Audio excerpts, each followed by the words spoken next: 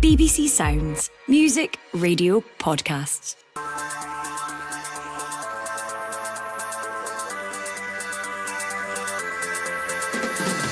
Hello, I'm David Currie and this is the Scottish Football Podcast. All the news, views and analysis you need on Friday the 23rd of May, ahead of Cup Final weekend. But I want to really put a cap on this season, look to win the Scottish Cup, which would be an end to a really satisfying season. I've so enjoyed watching us play. Treble chasing Celtic go in as favourites. They face Aberdeen at Hampden Park on Saturday. The Scottish Cup has a really big history. It's a big thing, and so we're really excited for this moment, everyone. Can Jimmy Tilleen's side shake off some poor form and take the cup back to the North East? And if one cup final isn't enough for you? This club is synonymous with lifting trophies, and it's something that we pride ourselves on. The beauty of football is there's always another game when you've got one, and we've got that one to look forward to this week, and it's helped us no end. Rangers face Glasgow City in Sunday's Women's Scottish Cup final. The Scottish Football Podcast from BBC Sports Scotland. Time to welcome our pre-cup final guests, Scott McDermott, the chief football writer of the Daily Record, and Gemma, former Scotland goalkeeper. Gemma, are you up? Are you up for the cups? I'm up for the cups, David. I'm up for the cups. It doesn't sound like it because it's 6:30 in the morning, but I am up for the cups. Fantastic. Scott, gripped with cups fever, are you? I'm not sure about that, David. I'm looking forward to the weekend, put it that way. Well, listen, by the end of this podcast, we'll have you whipped into a frenzy, an absolute frenzy. So we'll start off at Hampden, where Brendan Rodgers' Celtic side, as I mentioned, are chasing another treble. Gemma, is it still all that, a treble for Celtic? Is it not something we've just kind of almost come to expect? How big an achievement is it? I think the fact that people have come to expect it shows how difficult it is to do. The expectation is on the shoulders of Celtic, isn't it? Always on the shoulders of Celtic. And as a player, the pressure to go out there and perform and deliver is always on. There's never a chance, except Champions League, you can imagine, where Celtic are the underdogs. So it's something that they're used to in terms of the expectation. It doesn't make it any easier to deliver. I think we always talk about matches during the season. Oh, it's a cup final, well, this is a cup final. And we can talk about Aberdeen's form all we want, but things can happen in a cup final. I'm probably egging it a bit because I do think Celtic are going to win it because they've just been so dominant. And I think that I haven't looked at the bookies, but I'm sure the odds are not that great because Celtic have, as I say, have been so dominant this season. And when Celtic get in their stride, which they have done 95% of the season, nobody can live with them. I think we come to expect it. I don't think just because we expect it, it's easy to deliver. But I think Celtic are in the best position to deliver it.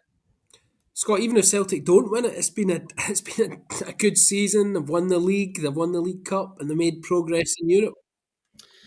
Yeah, of course it has. But Gemma said that the expectation on Celtic now is to just win every trophy. And Brendan Rodgers, he likes to set his team targets. I'm sure he likes to set personal targets, and I think he'll make a bit of history on Saturday. I think it'll become the first ever Celtic manager to win three trebles. So that's an incentive for him.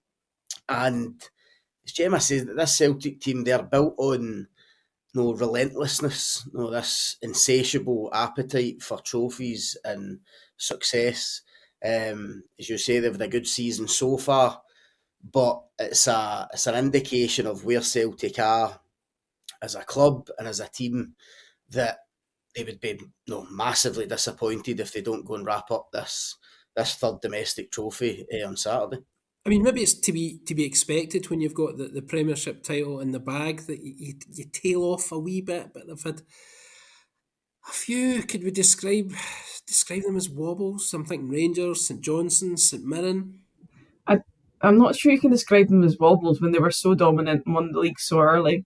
And I know we're scratching around here, aren't we? Let's be honest. We are scratching around here for a little Always. shinks. And sometimes you just have to admit that a team has been phenomenal. And you have to put your hands up and say, everybody would love cup final drama, right? And there might be cup final drama. We don't know. And usually I'm completely wrong in this podcast, so we're going to have a cracker of a game.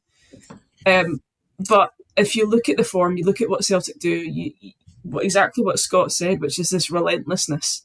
As soon as they go into another game, what's happened previously doesn't matter. This is the most important game. And it's only by having that mindset can you do what they've done. So I just think that Celtic are too strong. They know how to deal with these occasions. I mean, you look at this, it's hard to say, but you look at the semi-final versus St Johnstone, you thought St Johnstone were doing okay, and then within the side 10 minutes we were done. It was done. And that's what Celtic can do to you. And they have the capability of doing that against any team in Scotland.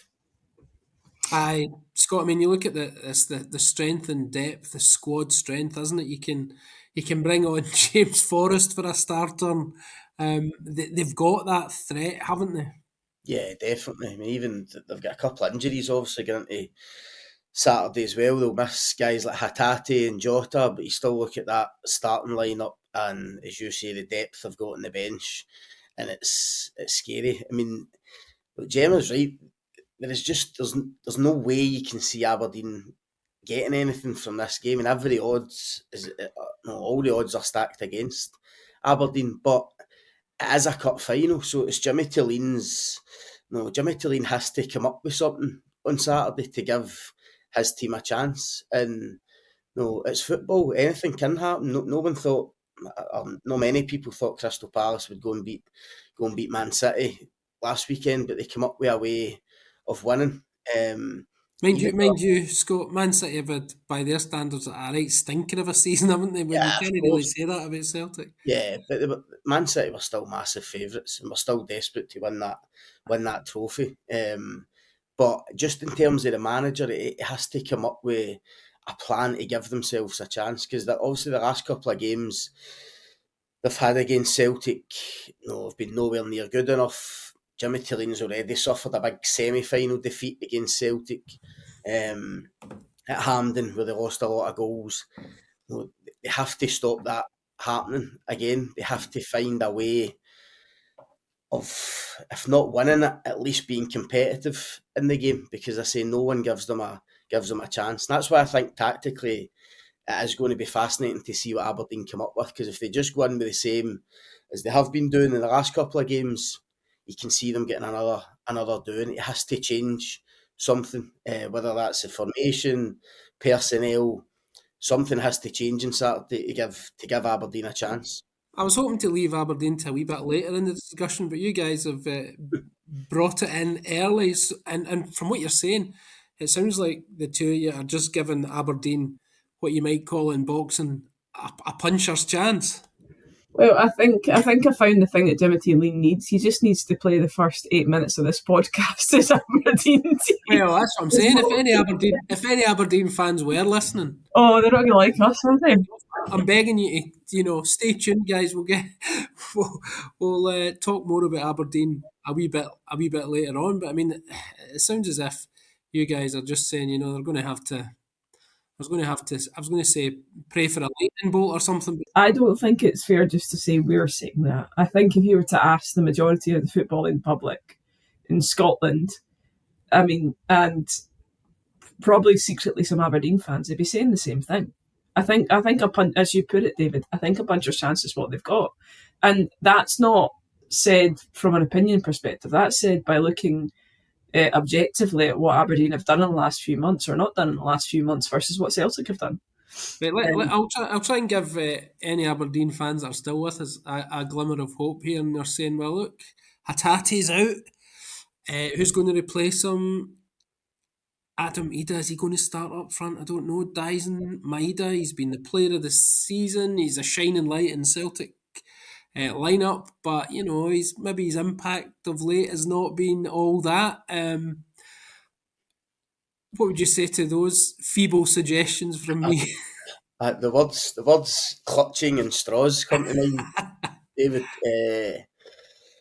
No, look, if you're an Aberdeen player, you have to believe you go to Hampden with a chance. I mean, you never get into any game of football thinking that you're going to lose. You always think you've got a chance. But you're right. I mean, Celtic's quality, their form, the players have got, and that Hampden pitch, the majority of the support. I mean, everything is in their favour to go and win this game, as well as what we spoke about at the start. This appetite to go and get another treble. But I'll say it again, Aberdeen, they have to come up with a way of giving themselves a chance in this game. Because if they begin with the same mindset, the same game plan, it's just impossible to see anything other than a convincing Celtic victory. Right, listen, so imagine that I'm Sir Alex Ferguson, guys. He'd be saying, Jimmy, listen to that West Coast media, giving it all that we've got no chance. They're writing us off. We've got to show these guys. Am I still clutching? They might need to get Sir Alex into the dressing room. That would help. To G these Aberdeen players up. But listen, Chiellini will use everything he possibly can to get a reaction from his players. But I just think tactically he has to do something different. Whether that means, listen, he'll probably sit in deep anyway. Whether it means going to a 5 at the back, changing the way they attack, try to get pace up front. They're going to obviously have to try and hit Celtic in the counter attack. So something has to change. I mean, the last Aberdeen Celtic game, you mentioned James Forrest there. I mean, he absolutely terrorised Aberdeen at Pittodrie. Yeah. I felt sorry for Graham Shinnie at left back, who's been put in there. He's played most of the season at central midfield. He's not got the legs to play at left back anymore, and he really struggled against Forrest that night. And whether it's Forrest or Nicholas Kuhn that starts on the right hand side for Celtic, if Shinnie's at left back, then it's going to be an issue. And I just wonder whether that's something that Chiellini will change get into the game. But no, something's got to give. They need a bit of luck. They need Celtic to have an off day, which is rare. But I think we're clutching at straws here. I don't see any other outcome. But then you look back to the start of the season. You mentioned that game earlier, the first Celtic Aberdeen game of the season in Glasgow. Aberdeen managed to get a draw. That was right in the middle, or towards the end of the middle of their middle of the end rather, of their purple patch, where they looked, off to a right absolute flyer, Gemma. But then it's all gone Pete Tong, isn't it? It's gone a little bit Pete Tong. You're right, but that's something that he'll be looking at. He'll be looking at that patch that they had right at the beginning of the season, saying that wasn't a couple of years ago. That was this year. Like, that was this year that we did this. These are the things that you look at. This will all be about getting positivity into those players. The league's gone. The league's done. We can park that now. This is what we're here to focus on. This is a one-off game. And as you say, he might completely change it up. He might just pack that and just try and weather the storm for as long as possible. Put on Jared Morris, who's got that bit of pace after 70 minutes to do something. Like, he's got to do something different, because if you try and pitch up to play against the Celtic the way in which you've done previously, you ain't going to get anywhere. But they don't have to think about anything after that. They don't have to think about any consequences after that. This is it. This is the game. So I would, if I was him, do something along the lines of absolutely pack out the midfield. When it goes wide, I'm getting over there with 2 or 3 players. I am running. If I am Aberdeen, I am running. I am running in defence. I am running in transition. And then all they need is one opportunity. All they need is one opportunity, and for the defence and goalkeeper to have a blinder. That's all you need. And we've seen that time and time again. No, but we've seen it time and time again in football. That happens. That can happen in the most unlikely circumstances. So if I'm Jimmy Chiellini, that's what I'm thinking about. That's what I'm focusing on. And I'm focusing on the fact, guys, we just need one chance. And we can make a chance. And then outside of that, I need everybody to focus 110% on their individual task. And you need to help your teammate out. And it's all about creating this mindset of we are so strong together as a team, doesn't matter who it is, that nobody can beat us. Now that's hard to do off the back of what they've had to what's happened in the second half of the season, but they did have that in the first half. So is that the team talk, Scott, then? Keeper, we need you to have a blinder and we'll get one chance. We need to take it. Pretty much. I mean, it's easier said than done, but Gemma's right. They need to stay in the game first and foremost. I mean, they can't concede early. You always expect Celtic to fly out the traps in games like this. No, and they're big favourites. There's a trophy on the line. No, big cup final at Hampden. You expect Celtic to start fast, but Aberdeen need to match that to stay in the game, because if they concede early, no, you would fear for them. If they concede a couple, it could get messy. They have to stay in the game for as long as possible.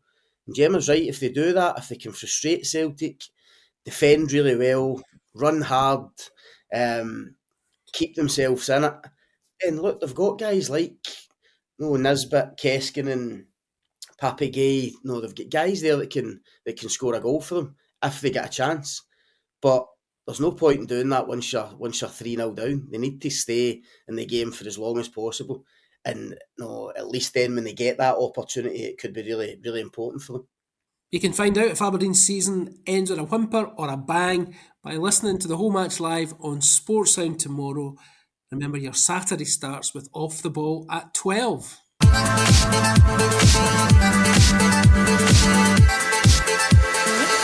Right, let's move on to Sunday's Women's Cup final as Rangers and Glasgow City face each other at Hampden. This one, Gemma, is, I'm assuming, and it's always dangerous to assume, but I'm assuming you're going to say this one is a wee bit closer to call. No, I think you can assume that. It should be a bit closer to call, absolutely. You've got Glasgow City going for their 8th title, Rangers defending champions. Then you put the league context against that, which is what Hibs did to Rangers in the last game of the season at Ibrox, effectively pushed them. Rangers went into that game on a treble. Rangers left that game not in Europe and with a League Cup. Now, could you say this could rescue their season? I think that's going too far, because I think the fact that they're on Champions League football is huge. But it could take the edge off what's been it's hard to say it's a disappointing season when you win the League Cup, but the expectations that are against the likes of a Rangers and a Celtic in the men's game are similar ones that are against Rangers and Celtic in a women's game as well. So, yeah, Rangers will want to go out on as much of a high as they can, especially after that disappointment last week. They're up against Glasgow City, who nicked that second Champions League spot for them. Glasgow City obviously disappointed that they didn't win the league. There was Hibs being the eventual champions, Glasgow City drawing 2-2 the second last game of the season, and that kind of put an end to their title hopes. And ironically, they were looking to Rangers, they were looking to Hibs to do the number on Rangers to secure that Champions League spot, which they eventually got. But they're going for, as I said, their 8th title here. And you'd have to say that in terms of form, Glasgow City are the form team. And if you were asking me who could potentially edge that, I think the momentum's with Glasgow City at this moment in time, so they probably edge it in terms of favourites going into that game. As Gemma said there, the target was the SWPL trophy. Both missed out on that, but there's this trophy, the Scottish Cup, is the prize awaiting for them tomorrow. But either way, they might be characterised as disappointing seasons. Devil's advocate. No, potentially, but I mean, still massive to go and win the Scottish Cup. I totally agree with everything Gemma said, and I just think, for me, a lot of Sunday will come down to Rangers and where they are mentally after these disappointments. I mean, a few weeks ago, even when Rangers played Glasgow City at Ibrox, it felt like Rangers had everything in their hands, everything in their grasp, the prospect of this treble. But the 2 games they had at Ibrox, losing to Glasgow City and then losing to Hibs on the last day, I just think mentally the last few weeks would have been really draining for Joe Potter and the players, and it's just about how they react to that on Sunday. I mean, I've not seen a lot of Glasgow City this season, but I have watched a few of the Rangers games, those two in particular, and the performances were really, really disappointing. You know, on the big pitch, getting to play at Ibrox, massive games. I mean, they're top scorers in the league by a country mile, and yet when it really mattered, they struggled. And I just think it's how they come back for that on Sunday. I've not seen bookies' odds of that, but I would expect Rangers to be favourites. But I agree with Gemma. I think the bit of momentum, the bit of confidence will be with Glasgow City, and I think they've got a really good chance of going there and winning it. Gemma, Rangers, I was at the pre-match media conference the other day, and Joe Potter was saying, this season it's been in the big games against our, title rivals where we've let ourselves down, we've fallen short. Yeah, it has, and you just look at if you take Hibs, who won the league, Rangers beat Hibs once this season, and that was in the League Cup final, right? And they it was 5-0, 5-1 or something. In the league, Rangers couldn't beat Hibs. Hibs beat Rangers 3 times, and they drew twice. In the league, they've struggled against Glasgow City. In the league, they've struggled against Celtic. So she's absolutely right. I mean, their goal difference in the league was phenomenal, but that's, no offence, but when you score 7 against Queen's Park, etc., it's going to be. But when it comes to those big games, and even last week, when you watch them, you struggle to see somebody who grabbed the game by the scruff of the neck and dragged that team to the Championship, which is what they needed. And I think Hibs probably thought, I'm not sure why this is not easy, but we expected a little bit more here. And not to take anything away from Hibs at all, who played a perfect game plan, because they did. But that is where they've struggled. And if you look at the threat that Glasgow City poses, they've got dynamic front three who've been scoring goals for fun. And when you watch the players on the pitch for Glasgow City versus watching the players on the pitch from Rangers, that's really clear. Like, the way in which a bad pass goes astray, they are on it. They are on it throughout the team.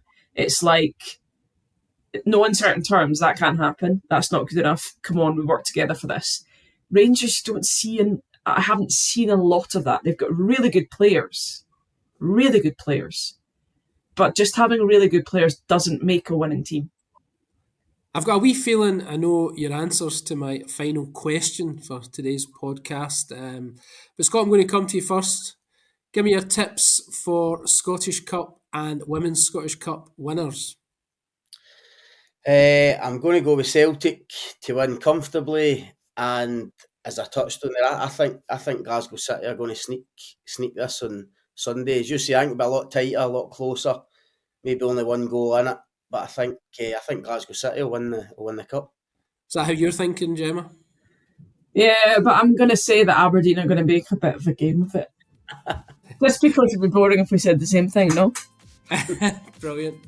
Well, folks, thanks so much, but that's all we've got time for today. Many thanks to Gemma Fay and to Scott McDermott and to you for listening. Remember, we're here with new episodes of the Scottish Football Podcast, bright, breezy and early every day. So to make sure you don't miss out, subscribe on BBC Sounds and have push notifications turned on your phone. That's it. Enjoy your cup weekend and we'll speak soon. For everything you need to know about your team this season, download the BBC Sport app. All the latest news, goal updates, stats and scores, and insight and analysis. Just select your club to get the biggest stories and best content at your fingertips. What a result. Download the BBC Sport app for everything you need to know about your team this season.